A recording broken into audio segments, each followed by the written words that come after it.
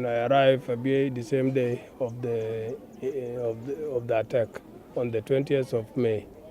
I arrived in the evening, and when I arrived, we have a meeting in the evening as senior administration members, and we assessed the situation. The situation was critical, as we have information that the SAF has already prepared to maximum, that in all aspects, air bombardment and also AMOR, and then also infantry.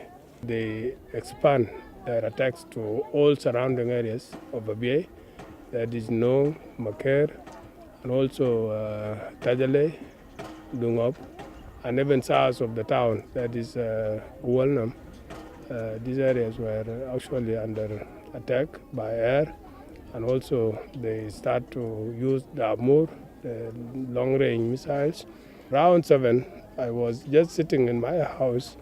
We just begin to feel the shelling inside, and even around my house, about 3 rockets just fall around the house, and from there we rush into the secretariat where the chief administrator was and other ministers, and the shelling continue. So people inside the town begin to run in disarray.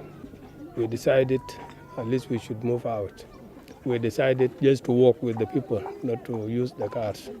And from there we walk to the bush, at least to push the people to go out. The bombardment increases. According to information we received later, they were advised on the location of the senior officials where we were, and then they begin to concentrate shelling in that side. Rockets were just flying over us because we were very near to the town. We begin to move out until we cross the river using foot, and from there we arrived to the river side around 12 midnight. In the morning we went back just to check on the forces in front lines, but the shelling was still continuing. So when we stayed up to evening, then we came back to Agok, where we took as a second base for Abyei. We estimated the total population of Abyei, both north of the Key River and South River, to be more than 150,000 people. But majority of the IDPs were concentrating in Warabi State, that is Mayana Bun, Turale, and the other Urok and other surrounding areas. But most of them also arrived to Wau.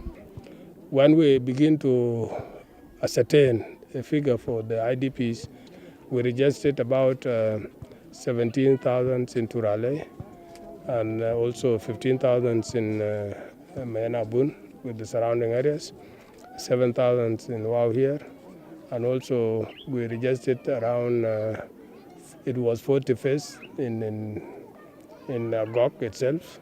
Again, we registered around 7,000, it became 47s, and we were left again with 12,000.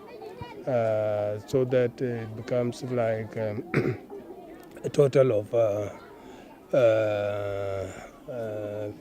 58, 59. But there are many people which were missed out because some families were still looking up with the children, and also some family were disunited when they were running, and they were running up and down, going to Mayana Bun, to Turale, coming to Kwajok, you see, going back again. Some people left, the people like disabled, like all age people and also sick people, they were left behind, and some of the people were trying to go back to collect their people. Some also were trying to go back to collect some of the properties, you see, and they couldn't get chance of being registered. So the total number we estimated for the whole area is 150,000 displaced. So it is today that I came to Wau for official visit to see just visit the area here and see the IDPs in the camp. Last 2 weeks, we begin to experience the increases of number of the sick people going to the hospitals. And I believe one of the reasons is that most of the IDPs came back to Agok, and that maybe the services we have in Agok are not enough to cover the whole number. So health, I believe, as I said, it is okay, but we have noted now it is getting to maybe too difficult. It is not deteriorating, but it is getting too difficult. We are lacking some drugs now, and also food is going to be a problem. Like the time I'm talking to you now, we don't have some of the items, especially sorghum, which is the main food item to the Dinka, is not in the market any longer. Some of the IDPs, because of the camp situation, like in Turale, in Mayanabun, they decided to go back to Agok, and they are now in Agok. Some from this camp in Wau also decided to move to Agok also. So generally, situation with the coming period, it will deteriorate definitely in case it is not well addressed. It will be a hunger because people used to cultivate. Now they are not cultivating, and they are only depending on the reliever system. People used to rear their cattle. Now the cattle are just in conjunction in one place, and because they are not crossing the river. And at this time, cattle are not supposed to stay south of the river because of the floods and flies and all this. But in the north, there are highlands where they used to keep cattle at this period, especially August, September. These are the period you need to keep the cattle at high places. Also, with the decreases of drugs now in the clinics and hospitals in Agok, if it continue without bringing more drugs, then that definitely the situation will be very bad. So these are the three areas I'm anticipating. Maybe in case there are no response quickly, the situation will deteriorate. When they launched the attack and people evacuated the area, first of all, they have looted all the properties of the people. Nothing is left behind completely. They go to the house. What they think is useless, they just put it inside, and then later they burn the tools. So all the reports that we receive from Abyei now, there are no single house that is still standing. They have been burned down. And the concrete ones, they have taken iron sheets, they have removed windows, doors, and sometimes they also push down the building. They have taken all the properties, they have destroyed the houses. Until now, they still have people that they captured with them. We have a figure of 11 to 12 people that they are still under custody of SAF, and they have confessed for that. The younger ones, they killed them. The sick people, they were, and old people, when they are almost to die, they just thrown them at the door of the UNIMIS by then, which was in Abyei, and UNIMIS used to collect them and bring them down to Agok. Around 99 people. These are old people. These are sick people, women and men. They brought them down to Agok. But the young ones, they killed them. And until now, they are still keeping 11 people with them inside Abyei. What happened, it was a total destruction especially to one side.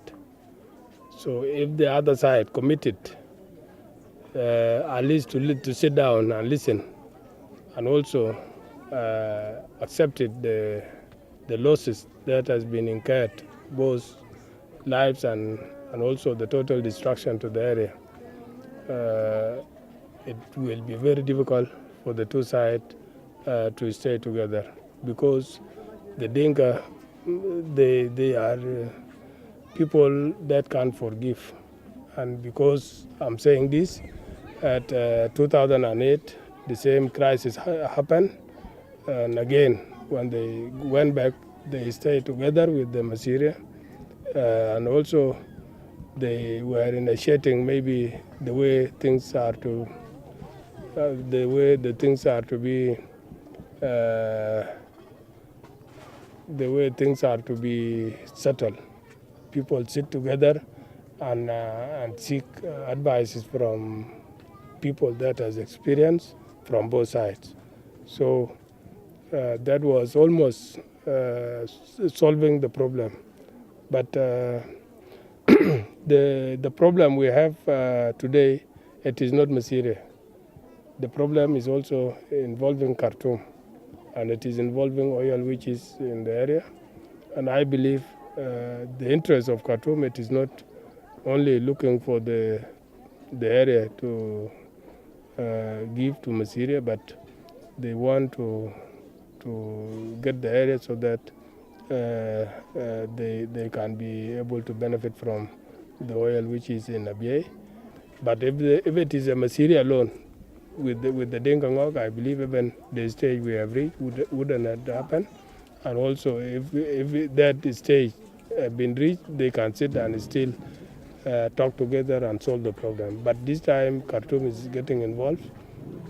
And like what happened in Abyei, it was air bombardment, which Masiri doesn't own any of the planes, and also the armor that were used, I believe Masiri doesn't have. It was Khartoum, and that is why maybe the issue became implicated more than than it used to be with the Masiri and Dinka. Yeah, the crisis of Abyei are much related to one that happened in Darfur, and also to one that happened in Nuba Mountains. Again, Mohamed Harun was the one appointed as a governor in South Kordofan, which is related to Abyei. So when they were planning this crisis in Abyei, it was the same man who was being instructed by the same president, Omar al-Bashir, to implement the same policies that they have implemented in Darfur, in Abyei, and that is what happened. So it is the same scenario where the human rights violation that happened in Darfur, it was exactly implemented in Abyei, like the air bombardment to the civilians, the armor that is used against civilians, and even the capturing of innocent people. We have people that were brought, the age people that were brought by enemies. They tortured them.